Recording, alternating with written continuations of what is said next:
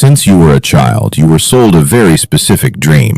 Go to school, get a good job, put 10% of your paycheck into a 401k, and eventually, when you are 65 years old, you will finally be allowed to enjoy your life.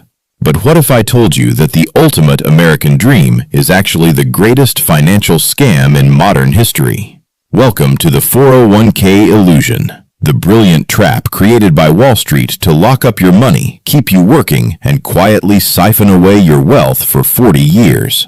Let's look at how the trap works. When you contribute to a 401k, your money is trapped. If you try to touch your own money before you are 59 and a half, the government punishes you with massive penalties and taxes. They tell you it is for your own good. They tell you it is compound interest. But here is the dark reality they leave out of the brochure. You are taking all the risk, but Wall Street is taking a guaranteed cut. It is hidden in the fine print. They call them management fees and expense ratios. It sounds small, maybe 1 or 2% a year, but over a 30-year period, that tiny 2% fee will legally steal almost 1/3 of your entire life's savings. If the stock market crashes, you lose your money. But Wall Street? They still collect their fees. They make billions whether you win or lose. Now, let us look at the top 1%. The truly wealthy do not lock their money in a mutual fund and pray the market goes up when they are too old to walk. They invest in assets that produce cash flow today. They buy real estate. They build businesses. They use tax loopholes right now instead of deferring their taxes to a future date when tax rates will probably be much higher.